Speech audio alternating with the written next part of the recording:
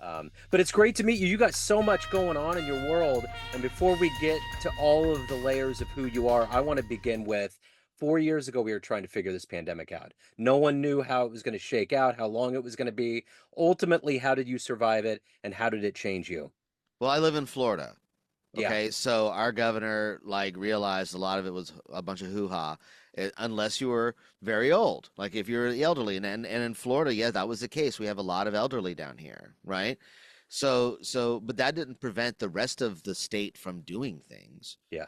right? So he did open, and we mandated this kind of like 50% rule and all of that. And I work in entertainment. That's the biggest drag, is I work in entertainment. So I work for a theater in Clearwater, Florida. It's called the Billheimer Capitol Theater, and I'm the head sound engineer here, like the head technician here. And it's kind of like telling a restaurant that's got an empty refrigerator, okay, you're open, right? So Yeah. we were open, but all the acts are coming out of California, New York, Chicago, all the London, Europe, anywhere in Europe, that kind of thing. So if they're not touring, we don't have food to serve, if that makes sense. Yeah. So the theater was closed, and there are quite a few acts that live in the area, and we wound up being able to book, but at 50% capacity. So it's a totally different thing. But we did open up, and then we had a Super Bowl here in Florida that following. So I was able to survive in my business, even though I was out of work for most of the beginning, well, for the first year or so. But we reopened pretty early too. So it's a little different animal than say California, New York, Yeah. where they still want you to put on a mask.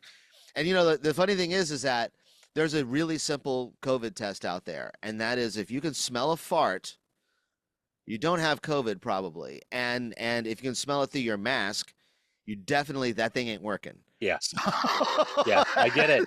I have heard that before. So I think that the Super simple one. Bowl, yeah, I think that Super Bowl you're talking about was the one where you beat the Chiefs. That's right. Our Yeah. home Super Bowl, Yeah. like the home team, home field advantage, home win, Yeah. first in NFL history. And I'm not much of a football guy, but I was that year because I was making quite a bit of money from the NFL. Yeah, absolutely. I bet. So let's get into exactly what you do for a living. I know music is a part of your world. There's all of these other facets, but if I put you in front of a bunch of third graders at career day and one of the kids said, "Hey, what do you do for a living?" How do you answer them? I am me for a living. So I've amassed, not amassed. That's a terrible word. I have a specific set of skills, and I just kind of cultivated them throughout my life. I take this skill and apply it to this and apply it to that, and then you just kind of find yourself hireable, amongst a broad range of things. So that's it. But right now I do have a full-time job, and that is, like I said, I'm the head technician at a theater in Clearwater. That's what I did when I retired from touring with bands and running a studio. So touring with bands again, I got started on the ground floor, just loading gear in and out of trucks. Next, you know how to play an instrument. Great. You know how to set up an instrument. You know how to do this. You can tune guitars. You can change strings. These are all things that are jobs on this. And then I wound up being tour manager and front of house engineer for all the bands that I worked for at some point. And I had 20-year careers with certain bands and 10-year careers with other bands, and I just kind of did that through my 20s and 30s, and then in my early 40s, I found myself with a new wife who's from Italy. She's an import. She's fantastic, and was having expecting my first kid. So that news was followed by 2 weeks later getting an offer to work full time at a theater in my hometown, and then I could finally be a dad at 44. So it pretty much shuttered up the studio business, and definitely hung the lanyard up on the touring business. But I'm I did I'm happy. I have two great kids, and I love my wife very much. She's awesome, and I can't trade this in for working all over the planet, which was also cool. Yeah. Yeah. So Yeah. I don't know. That's a pretty easy. long, short-winded way of saying my life story, I guess. Yeah, no, it's great. That was a wonderful timeline. So I want to know, what did you want to be in the third grade? What was your dream? I grew up in the theater, so I didn't know really anything else. My family are theater people, so we operated a theater company in the city of Tampa. My dad started it like 50. He ran it for 50 years, and he started in I think like 57 or 59 or something like that. Sorry, he's gonna kill me when he hears this. But and he ran it for 50 years, and we just grew up in it. I didn't know anything else. At age 3, what was I doing? I was playing the smallest prince in The King and I in a production of The King and I. That's what I was doing. The Yeah, one that crawls between the king's legs, yeah. so there you go. So tell me how you specifically got to a point where you were going on tours. How did all of these Okay, things happen? Yeah, so from a theater family, the only way you can rebel from something like that is to pick up a guitar and play loud music. That's yeah, it, right? I mean, you grow up in a house of show tunes, all that's left is Slayer. yeah, So, so, which is actually okay. I grew up in the '80s, so the Scorpions, that kind of yeah. thing. So, um, I just picked up a guitar and then I started working at clubs. There was still a club scene back then. So working at clubs, working with this local band, that local band, being guitar tech, being their sound guy, being this, being that. I also played in bands. So it was just a thing, It was just like you're in your late teens going into your early 20s and you're doing that starving artist routine where you're living with four other long-haired dudes and you guys are in a band together or they're in different bands and you're living as cheaply as you possibly can so that you can gig and you can go to the club and learn your craft and it's kind of like going to university but a different type of thing, Yeah, if that makes sense. It's like the university of life and you just yeah, kind of learn it yeah, and then that job gives you qualifications to do this job, to that job, to this job, blah, blah, blah. Next thing you know, I was 20 years old and I got offered like a very small drum tech position with a band from the area. And then that led me to a band called Morbid Angel, which is like death metal. And I was the drum tech for them. And we did this whole world tour thing. And that's my text message. I don't know if you could hear that or not. yeah. I am that much of a nerd that I have Star Trek noises on my phone. So so so from that tour, I went to this other band, and then doing all these different jobs. And with Morbid Angel, I was with them for 20 years, 21 years, and I produced 2 records for the band. On top of being their tour manager and sound guy, I also directed and edited a full length documentary for them. So again, it was just skills that you kind of develop. Yeah, I wanted to learn how to do music videos, so I did. And then I got music videos that got played on MTV and it's cool. It's kind of yeah, cool, right? s- yeah. What was the first live show that you ever saw? First live concert that blew your mind?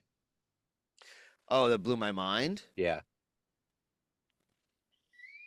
Van Halen in the stadium on the Monsters of Rock tour. It was a really awesome. It was Kingdom Come, Metallica, Dokken, Scorpions, and Van Halen in that order wow, in a wow. stadium. I think they only did like 10 dates in the US and one of them happened to be Tampa. Yeah, So, yeah, that was yeah, an awesome experience. absolutely. So who's been a hero for you? Who's been an inspiration in your life? In what direction? Because there's inspirations depending on what I want to do. Well, I mean, the Venn diagram bleeds into itself. You have your personal life, you have your life as a sound guy. I mean, I guess it all kind of comes together, but overall, in anything that you've done in your life, who has been kind of that person that you've looked up to or that's kind of been fuel for you? I've never really thought about that because I compartmentalize everything. Okay. In other words, like I'm kind of like an operating system. Yeah. Meaning that I've got all these different tabs that are open, and some tabs get to close because they're done, Yeah. and then I open. Yeah, in other words, so I've never really thought about that. Musically, guitar player, okay, Brian May, producer, engineer. There's a lot of live engineers that were inspirations to me, but I mean, as far as record making, Roy Thomas Baker, the guy that produced Queen.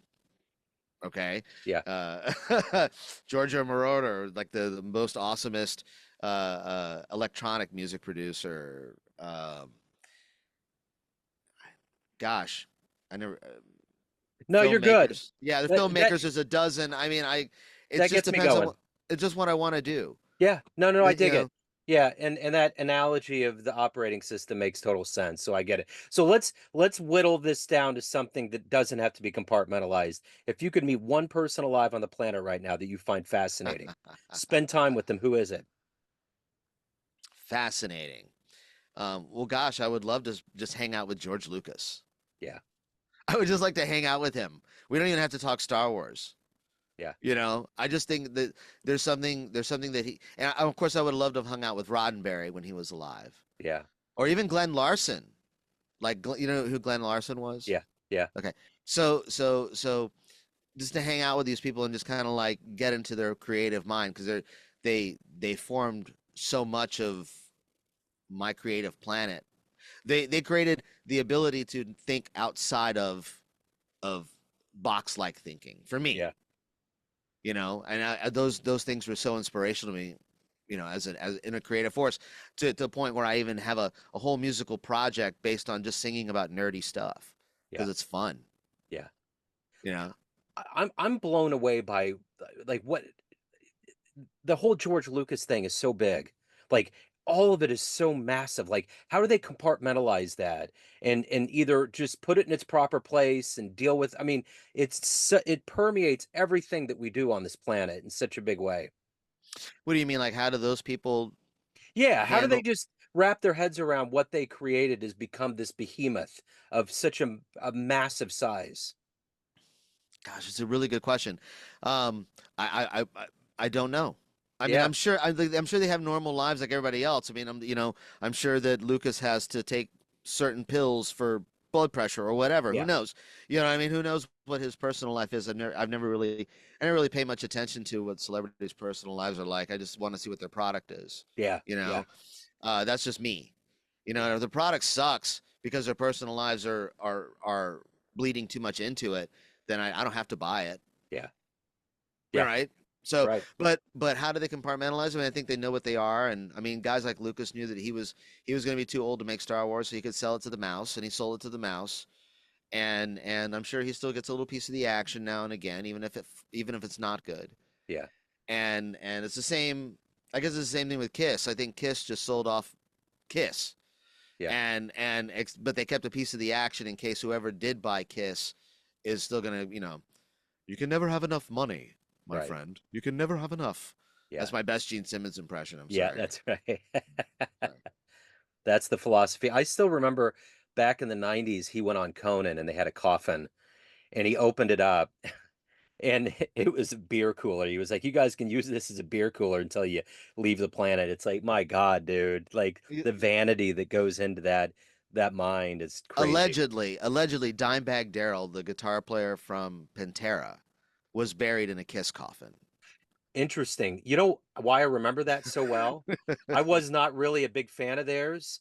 The morning after my son was born, my son was born on December 8th, 2004. I think that happened either on the 8th or the 9th, but I remember seeing all the reports and thinking how weird it was because the day my son was born was the day John Lennon was shot and the day that Jim Morrison was born. It's the perfect Dionyson birthday. Wow, interesting. Yeah. The only thing I remember about that, I had just because I was with Morbid Angel and we opened for Pantera Wow. in 2001, so I got to tour with that band, and it was fantastic. Yeah. Phil Anselmo was a big fan of Morbid Angel, so he kind of fought for us to be on that tour. Yeah. And then in 2003, I saw the last Pantera show ever, which was in Tokyo, in Japan, because Wow. Morbid Angel happened to be billed on the same festival with Pantera in Tokyo. So I got to see the last Pantera show, which is actually awesome. I also got to see one of the last performances of Ronnie James Dio Wow. yeah, in Japan as well on a separate tour. But it's fantastic. They were such a great band, and he was such a cool dude. They were always very nice to us. So Yeah. I never, yeah, I don't have anything bad to say about them. Yeah. But anyway, yeah, he was apparently buried in a kiss coffin. Wow, that's wild. So, I was watching the other day, a clip came up of when Hart did that rendition at I think it was the Kennedy Honors for Led Zeppelin, and it got Robert Plant really emotional and Hmm. they're up there and they're nailing it. Like the Sure. whole thing is majestic. When you were out on the road, what was that show for you? What was the majestic show that was almost out of body or magical and you were like, "My God, that happened." Recently, I saw, uh, well, recently, a few years ago, I went to see Adam Lambert and Queen. Right now, I'm a huge Queen fan, obviously, and I never got a chance to see Queen live in the United States because Freddie wouldn't tour in the U.S. because of AIDS, oddly enough, Yeah. right? So after 1982, he wouldn't tour after because they did American tours prior to that. But anyway, I never got to see Freddie Mercury live except on video, and I never got to see Queen live except on video because they have been back together. But every time they came to Florida, I was out, and I never got a chance to see the show. They came through with Paul Rogers, and all the previous times they came through with Adam Lambert. Anyway, Lambert was. I didn't go there to see him, but at the end of the night, I totally got it, and he rules. He's great. He's not Freddie, of course not. But the show was so majestic and so fantastic. It was truly a really cool experience. Yeah. And then prior to that, um, I happened to see the last show at Shea Stadium with Billy Joel. The Wow, last, you were there. I was there. Yeah. So at the time I was working for his daughter Alexa Ray. She was venturing out in a career doing her thing, and I was her production manager. So anyway, so we got tickets to the show, obviously, and it was so cool. I got to Oh, see yeah. like Roger Daltrey showed up, um, Steven Tyler showed up, Garth Brooks showed up, uh, Tony Bennett showed up. I'm trying to think of all the people that it was insane. It was like one after another because everybody wanted to be say they played the last show at Shea Stadium, right? And Yeah. then the encore was Sir Paul McCartney, of course, fantastic. And they came out did some Beatles stuff, and then they ended it with Hey Jude. So the first and the last song ever played at Shea Stadium was a Beatles song, and that's cool. And I got to see it. I interviewed the trumpeter for the band, Carl Fisher, and he had explained what kind of hoops they went through to get Paul there. Because Really? oh yeah, he was like, they had to go to maybe LaGuardia, I think it was JFK, and they had it was like a presidential entourage to get him there.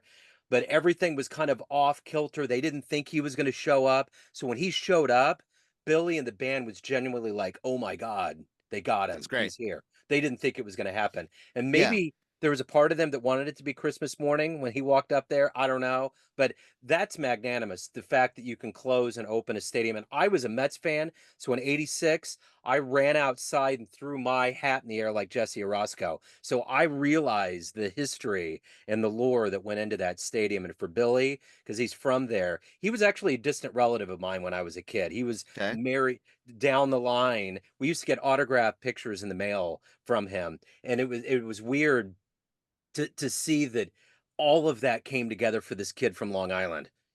That had to be such a moment for him to like a coming home moment. I can tell you this from the 3 years that I worked for her, both her father and her mother, Christy Brinkley, were such fantastic people. They Yeah. were so nice and they were so really just getting behind Alexa and go do it, girl, that kind of thing. And they were the nicest people. I have nothing bad to say about that entire organization. Yeah. Now, oddly enough, that's how compartmentalized they are. I'm working for the daughter, and I didn't know anything about this Paul McCartney thing, right? I just knew he had a bunch of guests coming, and in other words, like I wasn't privy to that kind of information. I wasn't cool enough, I guess, Yeah. So, Yeah. Yeah. but that's fine, Yeah.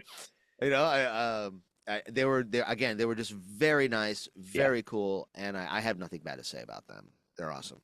So you've been around the world, you've seen wonderful things, been a part of all kinds of projects of when the smoke settles, what are you the proudest of? My two kids. Yeah. My two kids. That's it. Period. They're so much fun. And My oldest is kind of like a mini me. Like we have a lot of the same kind of traits. And my youngest is like a mini, like a male version of my wife. Yeah.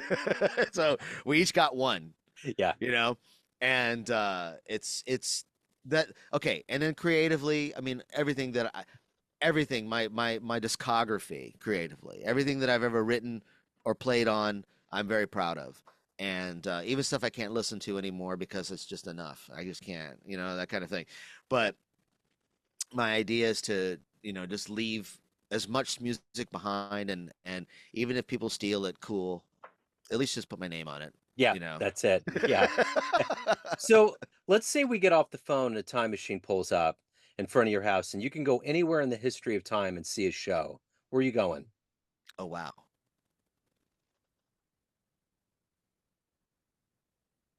Is there a festival somewhere where I can see 1970s Queen and 1970s Kiss at the same time? Of course there is. I'm going to that festival. Yeah.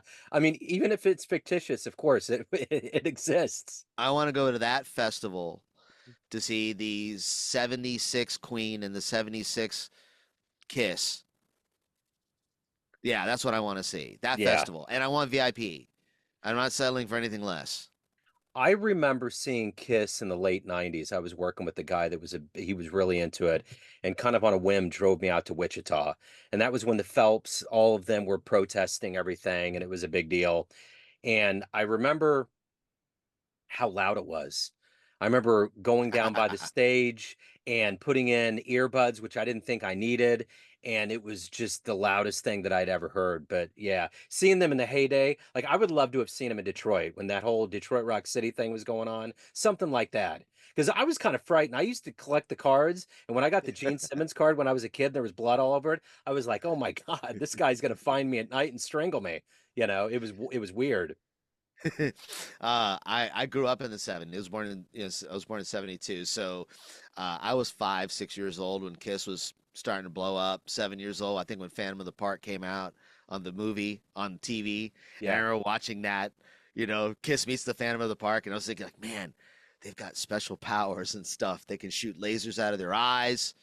They can do all these cool things, and they're a band too, yeah, you know. yeah, And too young to go see their concerts, so you just got to see the occasional midnight special performance yeah, or something on Dick Cavett, yeah. something Exactly. like that. Exactly. Merv Griffin. Uh-huh. Yep. I was born in 72 myself. I'm of the same ilk. I get it. I Yeah, totally get it. Yeah. yeah. So yeah, I would love to be an adult and see these shows. It Yeah. would be so much fun. Oh man, it would be mind-blowing. So at the end of the day, everyone has a perception of you. Family, friends, clients, colleagues, but you run the show. What's your perception of you? Who do you think you are? Oh, I think I'm the nicest guy in the world. Yeah. I dig it. I, I don't know, man. I try to get my job done. I believe that if you work by the hour, right, and you get your job done very quickly and very efficiently, then technically you make more money per hour, Yeah. right? If you work on salary and you get your job done efficiently and quickly and done, then and everybody's happy, then again you do get paid by the hour, Yeah. right? So how valuable is your time? Right. you know Yeah. so yeah, be quick, be efficient, get her done, and then you have more time to if somebody questions you, go, well, it's done, bro, it's That's there, it. Yeah. it's done. That's it. That's it. I dig it. Hey, if anyone wants to reach out, they want to indulge in your world, where can they go? Where's the best place? Okay, so right, I'm gonna plug the record. Yes. Okay, so I have a new record out. It's called For All Nerd Kind. Yes. Okay, and it's available now on all the streaming sites, but to find that you can just go to cosmicpunch.com, right? And from there, you're going to find music links, socials, all the music videos. I have a new video out for I Love Anime, which is obviously a song about loving anime, which is Sure. also available in 3D if you have Meta Quest classes or any of the other 3D VR systems out there. So, yeah, and it's all nerd rock. So if you like nerdy stuff like Star Trek, and then you're gonna like this record. Yeah. I love it, dude. Juan, this has been wonderful, man. Thank you. Thank you for your story. Thank you for your time. Keep making the world a very interesting place. I'll try what I can. I appreciate it, man. Thanks for having Yes, me sir. on. You got it, man. Cheers. Cheers.